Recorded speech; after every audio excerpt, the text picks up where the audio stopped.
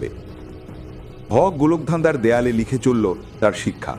সে লিখল, পরিবর্তন হলে দ্রুত মানিয়ে নাও, নতুন পথ ধরো, নতুন অভ্যেস গড়ে তোলো।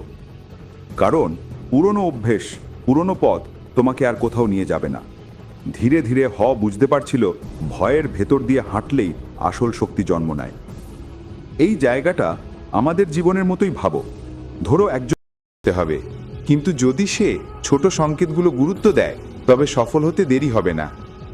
যতই নতুন চিজের টুকরো খুঁজছিল তার মধ্যে আত্মবিশ্বাস তৈরি হচ্ছিল। সে বুঝল আসল শিক্ষা হলো পরিবর্তনের সাথে খাপ খাওয়ানো আর ভয়কে জয় করা। যখন সে নিজেকে নতুনভাবে মানিয়ে নিতে শুরু করলো তখনই তার জন্য নতুন দরজা খুলে গেল। সে নিজের মনে বলল, হয়তো আমি এখনো পুরো নতুন চিজ পাইনি, কিন্তু আমি এখন সেই পথে আছি যেখানে প্রতিটি দিন নতুন শিক্ষা দেয়, প্রতিটি মুহূর্ত আমাকে আরো শক্তিশালী করে।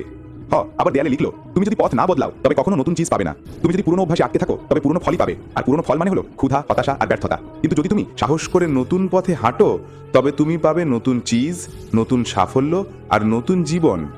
এই সময় হয়ের মনে হেমের কথা এলো। সে ভাবল, হেম যদি আমার মতো সাহস হবে সেও হয়তো আজ আমার সাথে থাকতো। হয়তো সে এখনো পুরনো স্টেশনে বসে কষ্ট করছে। তাই সিদ্ধান্ত নিল সামনে এগিয়ে গিয়ে যত শিক্ষা পাবে সব দেয়ালে লিখে রেখে যাবে, যেন একদিন হেম যদি পথ বদলাতে চায় তবে সে সব লেখা দেখে সাহস পায়। বুঝতে পারছিল প্রথম নই, পরিবর্তনের পথে হাঁটার সাহস অনেকেই দেখিয়েছে। যারা সাহস করেছে তারাই নতুন চিজ খুঁজে পেয়েছে। সে দেয়ালে লিখল, পরিবর্তন কখনো একা আসে না। তোমার আগে কেউ না কেউ সেই পথে হেঁটে গেছে আর প্রমাণ করে গেছে যে এটা সম্ভব। তাই ভয় পেও না। একটু পর দেখতে চিজ খাওয়ায় নয়, বরং সেই যাত্রায় যেটা তাকে এখানে নিয়ে এসেছে। যদি সে হেমের মতো ভয়ে বসে থাকতো তবে কখনোই এই নতুন চিজ খুঁজে পেত না। সে হাসল আর নিজের মনে বলল, আসল শক্তি হলো ভয়কে জয় করা আর পরিবর্তনকে গ্রহণ করা।